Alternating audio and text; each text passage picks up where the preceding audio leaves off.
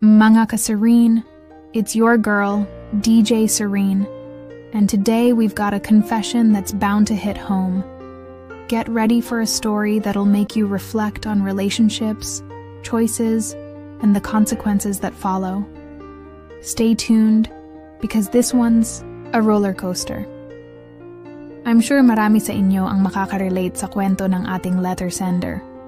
So, sit back, relax, and let's dive in. Ako nga pala si Dan, 30 years old, at masasabi ko na isang masaya at walang pakialam na tao. Ako yung tipo ng lalaki na hindi kinakalabit ang seryosong relasyon. Puro saya lang, puro fun. Hindi ko naisip na darating ang araw na magkakaroon ako ng ganitong pakiramdam. Hindi ko rin inisip na ang pinakamalapit kong tita, si Marites, ay magiging dahilan ng lahat ng ito. Si Tita Marites ay isang OFW. Sa mga taon niyang nagtrabaho sa ibang bansa, hindi kami madalas magkita. Pero palagi siyang may mga sulat, video, call, at mga regalo. Kahit paano, nararamdaman ko pa rin ang pagmamahal niya. Kahit malayo siya.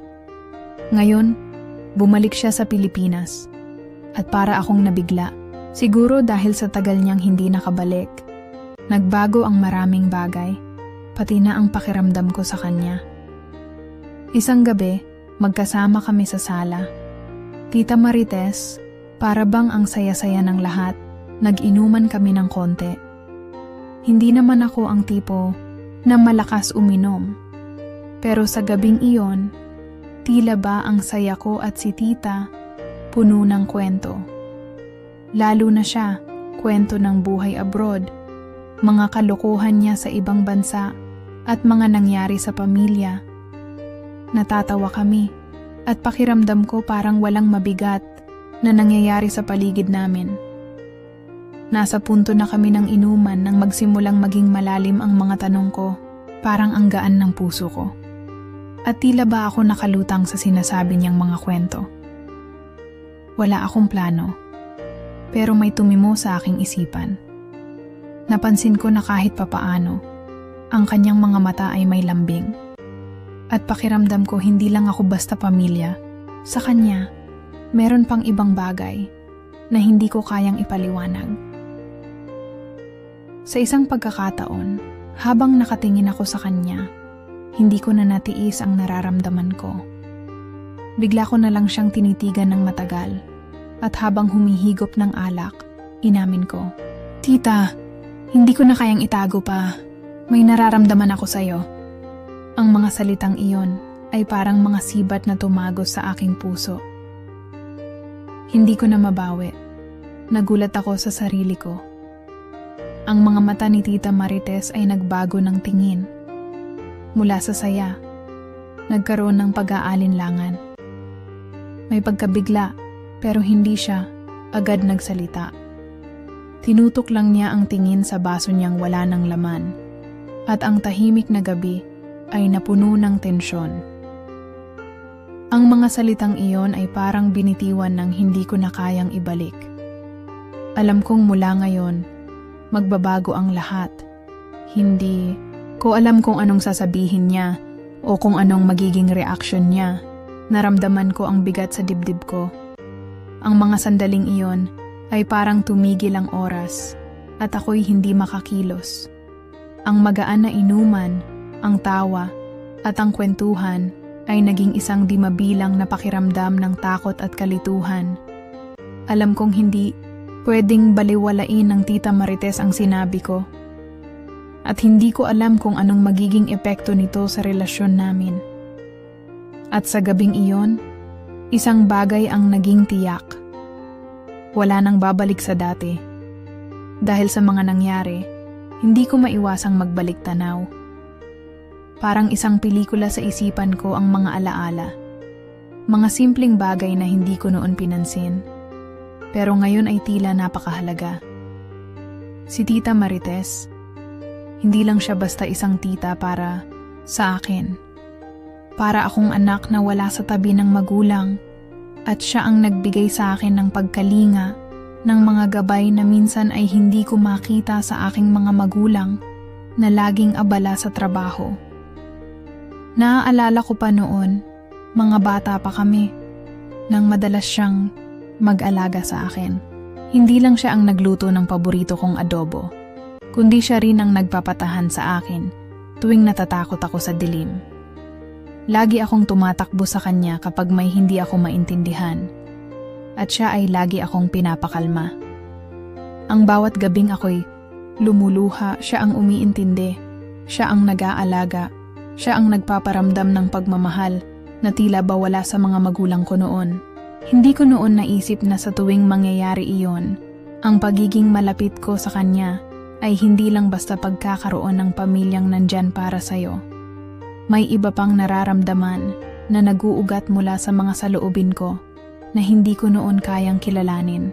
Ngunit, nang mag-abroad siya, nagsimula akong makaramdam ng malalim na lungkot.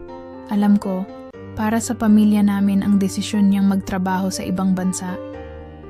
Pero ang bata na ako noon, hindi ko naintindihan kung bakit kailangan siyang lumayo. Ang matagal niyang pagkawala ay nag-iwan ng malalim na puwang sa puso ko. Parang, ang saya ko sa mga simpleng bagay na nangyayari noon ay naglaho. Dati, si Tita Marites lang ang nagmamagandang loob sa akin. Wala akong alam na mas malalim pa sa relasyon namin. Ang mga pagkikita namin sa video call, mga sulat na bumangon sa pangungulila, ay tila isang paraan lang para mapawi ang isang malaking bahagi ng aking puso na wala nang pumuno. Habang tumatagal, may mga nararamdaman akong hindi ko kayang aminin sa sarili ko. Hindi ko lang siya tita. Hindi lang siya pamilya. Nagiging mas malinaw ang mga nararamdaman ko. Kung may mga pagkakataon na naiisip ko na may iba akong nararamdaman para sa kanya, ipinagpapaliban ko lang. Parang isang kasalanan na maramdaman ko ito. Pamilya siya. Puno ng guilt. Puno ng takot. Hindi ko na alam kung ang pakiramdam ko ba ay pagmamahal na isang anak sa ina o kung may iba pang ibig sabihin ang mga pagtitingin na iyon, ang mga galak na nararamdaman ko tuwing magkasama kami. Nang bumalik siya sa bansa, ang lahat ng mga nararamdaman kung iyon ay muling bumangon. Si Tita Marites, na parang wala nang pinagbago, ay muli kong nakikita. Ang mga mata niyang may lambing, ang kanyang presensya na nagbibigay ng init sa isang malamig na gabi. Ang mga kwento niya mula sa abroad, ang mga halakhak, ang mga kwento ng buhay, tulad ng dati. Pero sa mga pagkakataong iyon, hindi ko na kayang itago ang mga nararamdaman ko. Hindi ko na kayang palampasin ang mga titig na hindi ko na kayang iwasan. Para bang ang bawat galaw niya ay nagiging mas malapit, mas matindi. Hindi ko na matanggap na siya lang ang magbibigay ng yakap sa akin. Hindi ko na kayang gawin lang ito bilang isang simpleng pagkakaibigan. Hindi na ito kasing tulad ng dati. Kung may mga pagkakataon na lumapit ako sa kanya, may mga sandaling nararamdaman ko ang init ng katawan ko, ang puso ko na tumatalon sa tuwa, ang mga pakiramdam na parang hindi ko alam kung paano ito ipaliwanag. Gusto ko siyang hawakan, gusto ko siyang damhin, at sa bawat sandali, natatakot ako na baka mawala pa ako sa kanya. Ang dating malalim na relasyon, parang nabangko ng mga nararamdaman ko na hindi ko kayang pakawalan. Hindi ko na kayang magsinungaling sa sarili ko. Kailangan ko siyang aminin, kailangan ko siyang sabihin bago pa maging huli ang lahat. Lahat ng nararamdaman kong ito ay nagbukas ng magkasama kaming nag-inuman noong gabing iyon. Nang makita ko ang mga mata niyang may pag-aalinlangan, naisip ko na baka hindi ko kayang bawiin pa. Ngunit, hindi ko na kayang pigilin pa ang nararamdaman ko.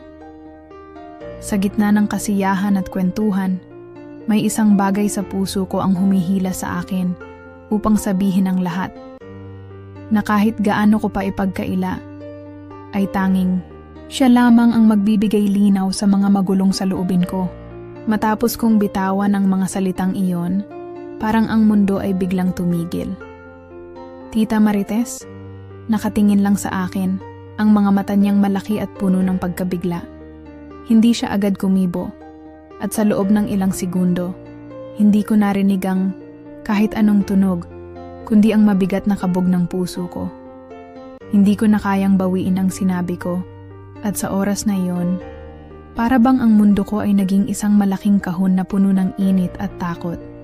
Si tita, tahimik lang, parang ang bawat segundo ay nagiging isang taon, at ako ay natutulala habang hinihintay ang reaksyon niya. Alam kong hindi niya inaasahan ito.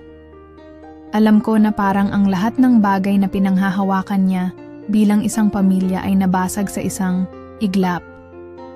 Hindi ko siya masisisi kung magalit o mag-reject.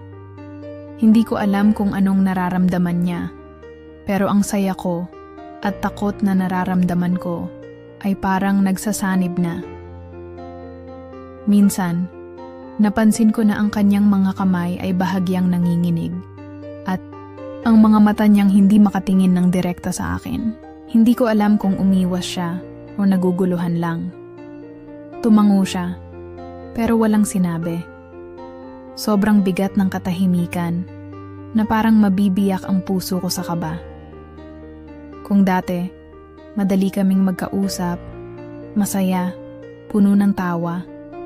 Pero sa gabing ito, ang lahat ng yun ay nawala. Wala akong lakas na magsalita, ngunit ang utak ko ay nag-iisip ng lahat ng posibleng dahilan kung bakit ako nagkaroon ng lakas ng loob na sabihin iyon. At pagkatapos ng ilang saglit, nagsalita siya, pero ang boses niya, malamig. Dan, hindi ko alam kung ano ang nararamdaman ko. Hindi ko alam kung paano ko dapat i-handle ang sinabi mo. Hindi ko naramdaman ang galit, kundi ang sakit. Para bang ang bawat salitang binanggit niya ay parang pag-amin na nawalan siya ng balanse. Hindi ko alam kung ang sakit na nararamdaman ko ay dahil sa pagsisi o dahil natatakot akong mawalan siya sa buhay ko. Sa mga susunod na minuto, hindi kami nag-usap. Tita Marites, mukhang may malalim na iniisip. Tinitigan ko siya, pero hindi ko kayang basahin ang mga mata niya. May halong lungkot, ngunit hindi ko alam kung ito ba'y dahil sa akin o dahil sa lahat ng bagay na pumapalibot sa amin. Siguro, iniisip niya kung bakit ko ginawa iyon, kung anong kahulugan ng mga salitang iyon, at kung anong mangyayari sa amin ngayon. Hindi ko alam kung gaano kasakit sa kanya ang marinig iyon, lalo pat siya ang may pinagdaanang sakripisyo para sa pamilya. Nag-umpisa, siyang maglakad palayo, dahan-dahan, at napansin ko na ang bawat hakbang niya ay tila may bigat. Ibang-iba siya. Hindi ko alam kung anong nararamdaman ko. Nanginginig ba ako sa takot na mawala siya? O dahil hindi ko alam kung ano na kami? Tumigil siya saglit at tumingin sa akin ng diretso. Pero parang ang tingin niya ay hindi na tulad ng dati. Dan, ang tanging sinabi niyang mahinang boses, mangyaring huwag mong gawing komplikado ang relasyon natin. May kalungkutan sa kanyang mata at hindi ko kayang tanggapin. Hindi ko alam kung paano siya babangon mula sa sinabi ko. Walang anuman sa mga sinambit niya na masakit. Ngunit ang paraan ng pagkakasabi niya, may alinlangan, may lungkot, ay naging isang malupit na suntok sa akin. Sa mga sandaling iyon, naisip ko na ang lahat ng nararamdaman ko, kahit na ito'y totoo, ay nagdulot ng hindi inaasahang sakit sa kanya. Nakatingin siya sa akin ng may tanong, na para bang hinihintay niyang sabihin ko kung bakit ko sinabi iyon, kung ano ang ibig kong iparating, pero wala akong magawa kundi ang maghintay. Sa bawat segundong dumaan, naramdaman ko na may pagkatalo sa mga mata ko. Hindi ko kayang itago ang sakit na nararamdaman ko. Pero sa mga mata ni Tita Marites, nakita ko ang isang mas malalim na pighati. Hindi ko alam kung anong mangyayari sa amin. at kung paano kami babangon mula sa gabing iyon. Ang mga salitang sinabi ko ay nagdulot ng isang malaking agos ng emosyon, isang hindi malilimutang reaksyon na magpapabago sa lahat ng tingin ko sa aming relasyon. Mula nung gabing iyon, tila ang lahat ay nagbago. Hindi ko na kayang balikan ang mga araw ng saya at tawanan namin ni Tita Marites. Ang dating magaan na relasyon namin ay naging magaan na lang sa alaala. Lahat ng tawanan at kwento, tila nawala ng isang iglap. Hindi ko alam kung paano ko bawiin ang mga salitang binanggit ko. Nasa isip ko na lang, naglalakad ako ng walang direksyon. Parang naliligaw sa isang mundong hindi ko na kayang kontrolin. Si Tita Marites, gaya ng sinabi niya, parang lumayo na. Hindi ko na siya masyadong nakikita sa bahay. At kapag magkasama kami, ang hangin sa pagitan namin ay tila malamig. May lamat. Minsan, kapag magkasalubong kami, ang tingin niya ay wala sa akin. Iba siya. Iba ang aura na nagmumula sa kanya. Hindi ko na kayang balikan ang dati. Yung mga pagkakataong ang bawat tawa namin ay tumutunog na parang walang hanggan.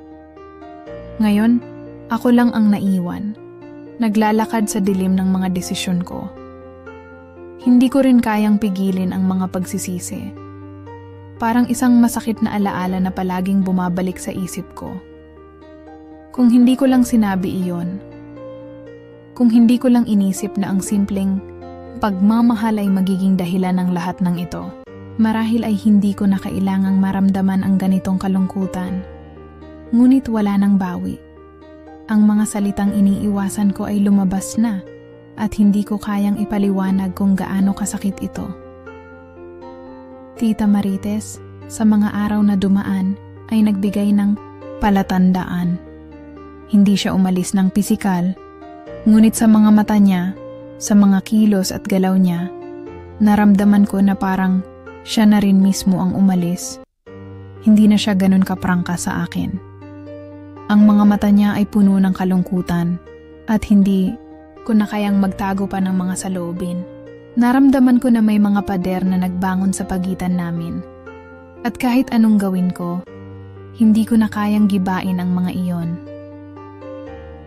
Isang araw, habang ako'y nagmamadaling dumaan sa sala, nakita ko siya. Nakaupo siya sa sofa, nakatingin sa telebisyon, ngunit hindi ko naririnig ang tunog ng palabas. Malalim ang kanyang pag-iisip. Hindi siya lumingon nang pumasok ako. Tila may isang bagay sa kanya na nagsasabing, hindi niya kayang ipagpatuloy ang mga nakaraan namin. Hindi ko na kayang tanungin siya kung anong nangyari. Pero ang mga mata niyang matalim na parang hindi ko nakilala, ay nagbigay ng sagot na hindi ko kayang tanggapin. Bago siya umalis, nagbigay siya ng isang pahayag na hindi ko inaasahan. Dan, kailangan ko ng space. Hindi ko alam kung anong nangyayari sa atin. At hindi ko kayang magpatuloy ng ganito. Ang boses niya, malungkot ngunit matatag, ay nagbigay ng katotohanan na ang lahat ng iniwasan kong mangyari ay nangyari na. Hindi ko na kayang ipilit ang isang bagay na hindi nabuo. Kung dati, siya ang nagbigay ng lahat ng suporta at pagmamahal, ngayon, ang pakiramdam ko ay ako na lang mag-isa sa mga desisyon ko. Sa bawat hakbang niyang umalis, naramdaman ko ang malupit na epekto ng mga salitang binanggit ko. Parang nawala ang lahat ng halaga ng mga relasyong nagdaan ko. Ang mga babae na nagbigay sa akin ng mga simpleng kaligayahan ay naging parang mga anino lang. At lahat ng relasyon ko bago siya, parang naging mababaw sa kabila ng lahat ng saya. Hindi ko alam kung paano ko kakayanin ang mga araw na mag-isa, pero sa puso ko, ramdam ko na may isang bagay na nawawala na hindi ko kayang punan.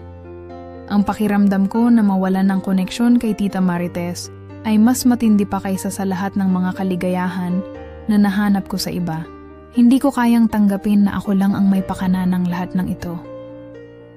Ang dating buhay ko na puno ng mga fling at walang commitment ay tila naging walang laman.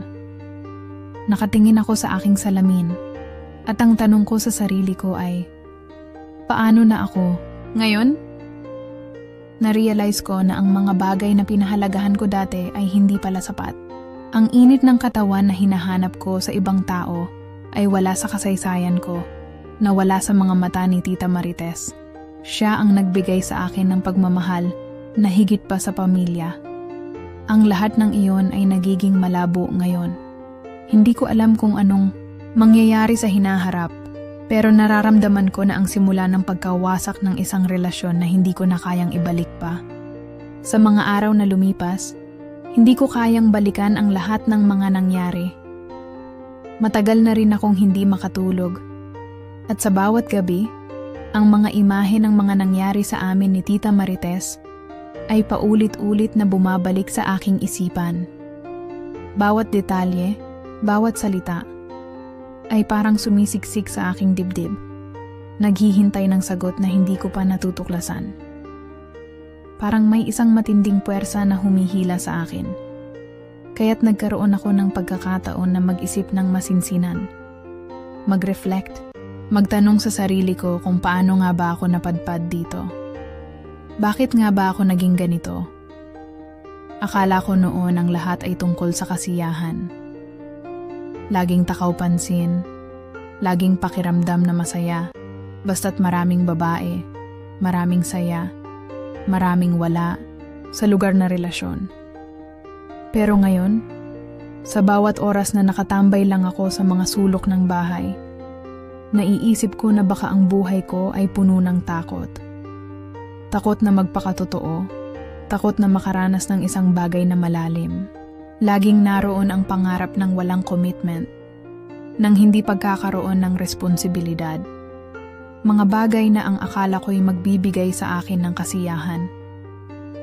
Ngunit ang bawat ngiti ng babae sa aking paligid ay naging mababaw. At ang mga gabi ng pagkakaroon ng iba-ibang katawan ay walang laman. Wala palang kapalit ang mga ito. Habang tinitingnan ko ang sarili ko sa salamin, natutunan kong magtanong, bakit nga ba ako natatakot sa totoo? Naalala ko ang mga payo ng mga kaibigan at pamilya ko. Yung mga tinuran nilang huwag makialam sa pamilya, huwag gawing komplikado ang mga relasyon. Pero hindi ko na kayang itanggi na sa mga panahong iyon. Naramdaman ko ang malalim na koneksyon sa kanya. Si Tita Marites, siya ang naging parang ina ko. Siya ang nagbigay ng mga gabay at pananaw sa akin. Siya ang nagbigay ng mga alaala ng bata pa ako, na sana'y nagtagal. Pero ngayon, paano ko titingnan ang mga bagay na iyon?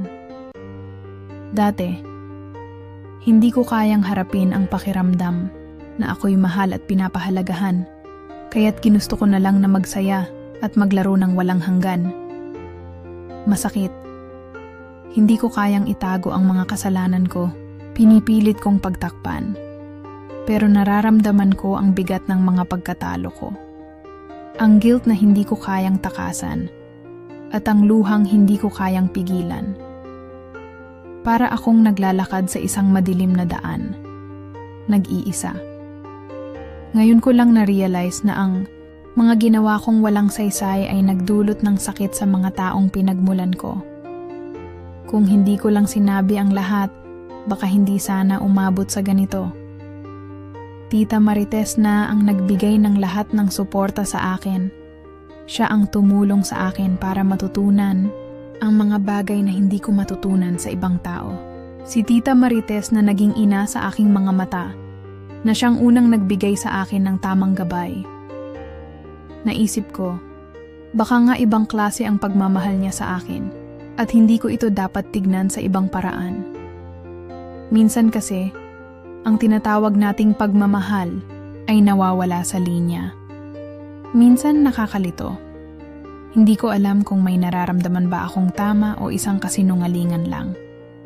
Pero ang sakit na nararamdaman ko ngayon, ang lungkot na umuukit sa puso ko, ay hindi ko kayang ipaliwanag. Isang pagkakamali na maghahatid sa akin sa isang lugar na hindi ko kayang takasan. Gabi-gabi, Ako'y mag-isang naglalakad sa mga alaala, humahanap ng sagot, at nagtataka kung may pag-asa pa ba. Kung may pagkakataon pa bang bumalik at ayusin ang lahat, kung magagawa ko pang bawiin ang aking mga pagkakamali. Pero sa ngayon, tanging mga alaala na lang ni Tita Marites ang natira sa akin. Isang alaala ng pagkawala, ng pagkatalo, at ng isang uri ng pagmamahal na hindi ko kayang ibalik. At habang naglalakad ako sa madilim na landas na ito, naiisip ko, pwede pa bang magbago? Hindi ko kayang patagilid lang. Hindi ko kayang manatili sa pagkatalo. Natutunan ko na ang mga pagkakamali ko ay may kabuntot na bigat, at sa bawat araw na hindi ko siya kinakausap, para akong lumulubog sa sarili kong pagkakasala. Hindi na pwedeng magtago. Hindi ko kayang harapin ang sarili ko sa salamin ng walang ginagawa para itama ang lahat ng ito. Kaya naman, isang araw, nagdesisyon ako. Kailangan kong harapin si Tita Marites. Kailangan kong magsimula sa mga salitang hindi ko nasabi dati. Mga salitang naisip kong hindi ko kailangang sabihin. Pero ngayon, wala nang ibang paraan kundi iparating ito sa kanya. Inisip ko kung paano ko ba sisimulan. Alam ko na hindi madali. Alam ko na marami siyang nararamdaman. Sakit, galit, lungkot. Lahat ng mga bagay na hindi ko kayang ipaliwanag. Pero ang alam ko lang, hindi pwedeng tumakbo. Kailangan ko siyang harapin ng tapat at humingi ng tawad. Nang makausap ko siya, hindi ko alam kung anong mararamdaman ko. Hindi ko alam kung ang puso ko ay maglalabas ng lahat ng nararamdaman ko o kung tatagilid lang ako at magpapanggap na walang nangyari. Pero nagsimula akong magsalita, sabay ng malalim na hininga. Tita Marites, gusto ko sanang humingi ng tawad sa lahat ng nagawa ko. Alam ko, hindi ko kayang itama ang mga pagkakamali ko, pero ang mga saloobin ko ngayon, gusto ko lang, sana malaman mong may panghihinayang ako. Tumahimik siya, wala ni isang salita na lumabas mula sa kanya. Pero alam ko, naririnig niya ang bawat salita ko. Tinutok ko ang aking mata sa kanya. At mula sa kanyang mga mata, naramdaman ko ang sakit. Sakit na matagal na niyang tinatago. Sakit na nagmula sa mga salitang hindi niya kayang sabihin.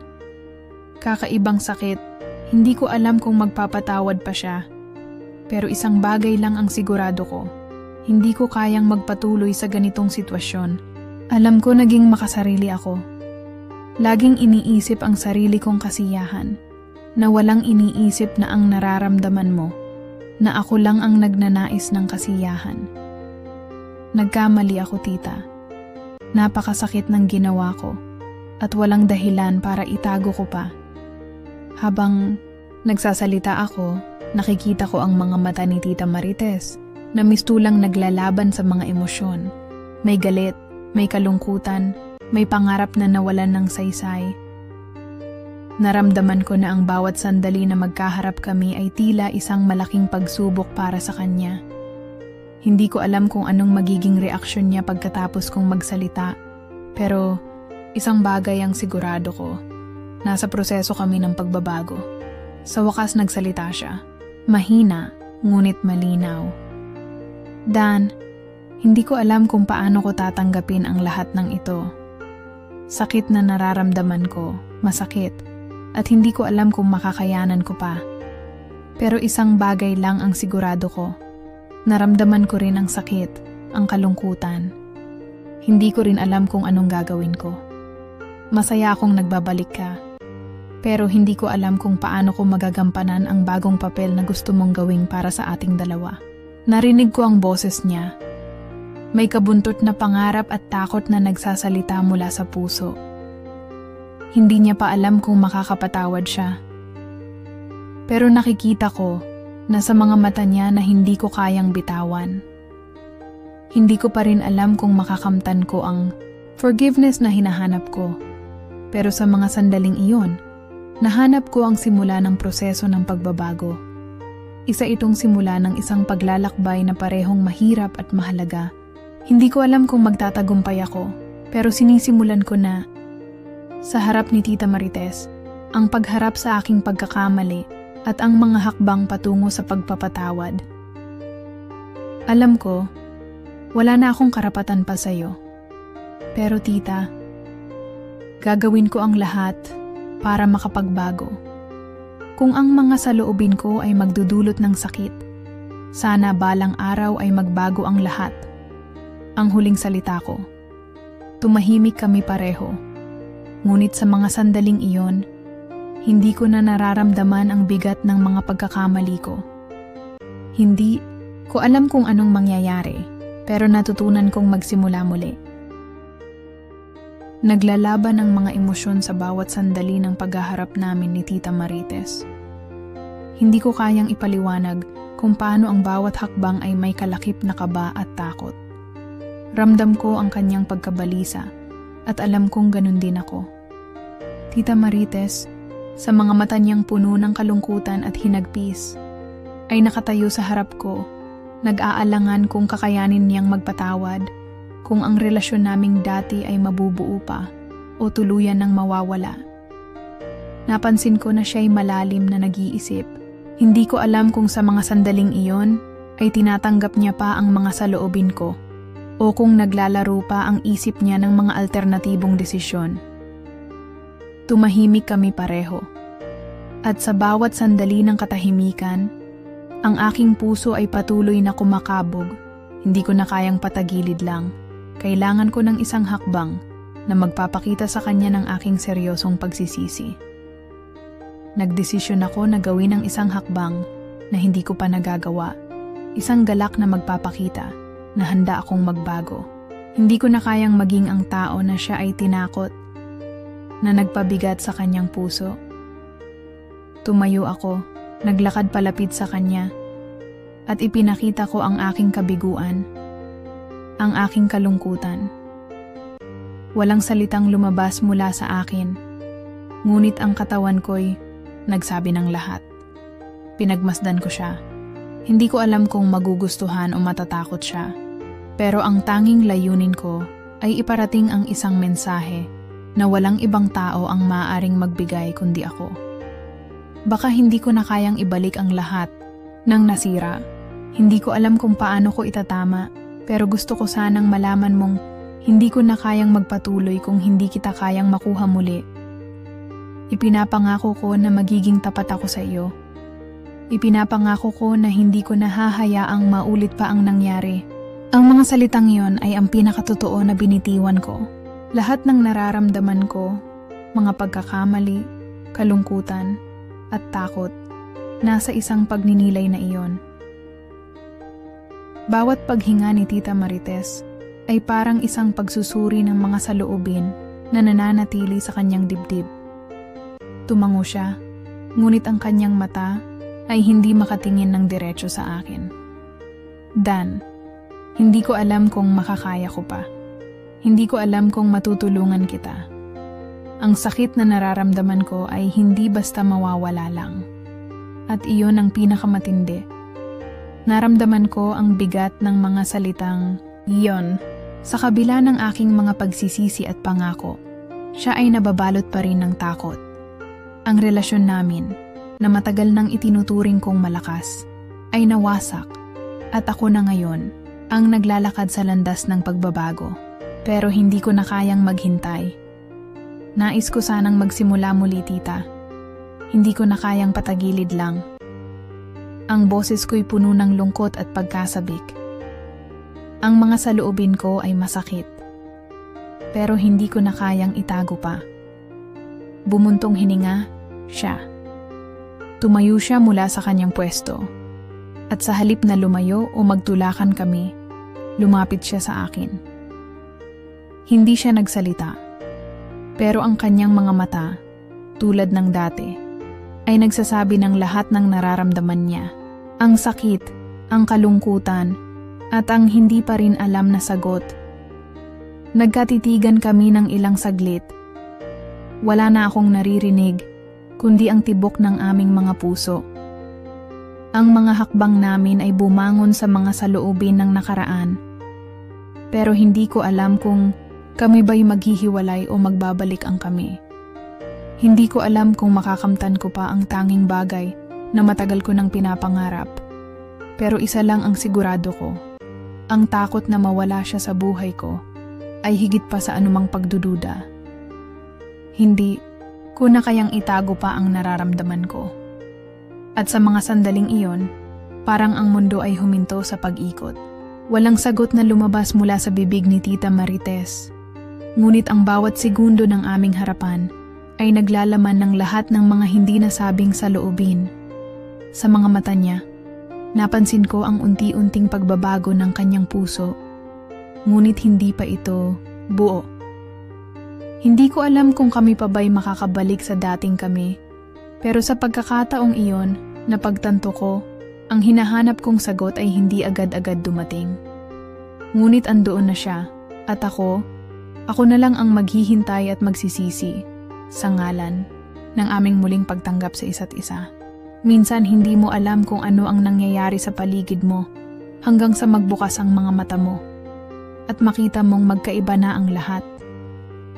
Kung iniisip ko noon na wala nang ibabalik sa akin, ngayon ay naiintindihan ko na may mga pagkakataon na hindi mo talaga kayang ayusin ang mga bagay.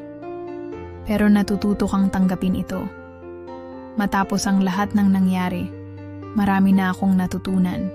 Minsan kasi, ang buhay ay hindi laging tama at mali. Hindi lahat ay may katapusan na masaya. Pero natutunan ko ring magtanggap ng pagkatalo at maghanap ng paraan upang magsimulang muli. Ang hindi ko alam noon ay kung ano ang magiging epekto sa akin ng lahat ng ito. Pati na ang relasyon namin ni Tita Marites. Hindi ko rin alam kung maaari pa kaming bumalik sa dati, kung may pagkakataon pa kaming maghilom mula sa mga sugat na aking iniwan sa kanya. Pero sa mga araw na nagdaan, isang bagay ang sigurado, pareho kaming natuto. Tita Marites, tulad ko, ay hindi na siya kagaya ng dati. Nandyan siya, ngunit may mga pagkakataon na siya'y tahimik at malayo. Nakikita ko ang pagbabago sa kanyang mga mata. Hindi na siya ang parehong tita na laging nandyan para sa akin. Pero natutunan kong tanggapin iyon. May mga bagay na hindi mo na kayang ibalik. Pero may mga pagkakataon na natututo kang makita ito bilang parte ng iyong pag-usbong. Hindi kami bumalik sa dating estado ng relasyon namin. Pero sa bawat araw, natutunan namin na magbigay ng espasyo sa isa't isa. Ang pinakamahalaga sa lahat ng ito ay ang natutunan kong tunay na kahulugan ng koneksyon. Hindi ko na kayang balikan ang mga panahot mga galak na hindi ko na napahalagahan noon. Pero natutunan ko na mahalaga ang mga relasyon na may malalim na pagpapahalaga. Ang mga simpleng sandali, ang mga pag-uusap, at ang mga pagkilos na hindi mo inaasahan. Doon ko natutunan kung gaano kahalaga ang bawat isa sa atin. Ang dating playboy na si Dan ay wala na. Ang natira ay ang isang taong nagmamahal at may pagninilay sa sarili. Sa isang araw, habang nagkakasama kami ni Tita Marites sa sala, tahimik kaming nagmamasid sa TV. Hindi na kami nag-uusap ng malalim, pero may isang bagay na nagsasabi sa amin na kahit hindi pa kami buo tulad ng dati, may pag-unawa na kami sa isa't isa. Magkaiba kami, pero natutunan naming tanggapin ang nararamdaman ng isa't isa. Alam mo, Dan, simula niya. Hindi ko pa rin alam kung anong magiging future natin, pero natutunan ko na rin na hindi ko na kailangan pa magtakda ng mga expectations. Bawat isa sa atin, may sarili niyang lakbayin. Iyon ang mga salitang nagbigay sa akin ng kaluwagan. Alam kong may pagkakataon pa kami upang maghilom. Hindi ko na kayang baguhin ang lahat, ngunit natutunan ko ang tunay na halaga ng relasyon. Sa bawat pagkatalo, may natutunan. Hindi man kami magbabalik sa dati, natutunan namin pareho ang magpatawad at tanggapin ang aming mga pagkukulang. Habang papalapit ang gabi, hindi na kami ang parehong tao na nagkakilala. Pareho kaming nagbago. Hindi sa paraan ng pagkakilanlan, ngunit sa kung paano kami magkasama. Nagkaroon kami ng mga sandali na malalim, tahimik, ngunit puno ng pagkakaunawaan. Hindi kami magkasama dahil sa mga pangako, kundi dahil natutunan namin na ang mga relasyon ay hindi laging tungkol sa kung ano ang gusto, kundi kung ano ang kaya mong ibigay. Sa huli, natutunan kong may mga bagay na hindi mo kayang ibalik, pero may mga bagay na maaari mong baguhin sa iyong sarili. At sa pagtatapos ng kwento namin ni Tita Marites, hindi ko alam kung anong hinaharap ang naghihintay, pero natutunan kong ang tunay na halaga ng relasyon ay hindi nasusukat sa pagiging perpekto, kundi sa pag-unawa at pagtanggap sa mga imperfections. Ito ang bagong simula. Mga ka-Serene, it's your girl, DJ Serene, and today we've got a confession that's bound to hit home. Get ready for a story that'll make you reflect on relationships, choices, and the consequences that follow. Stay tuned, because this one's a roller coaster. I'm sure marami sa inyo ang makaka-relate sa kwento ng ating letter sender. So, sit back, relax, and let's dive in.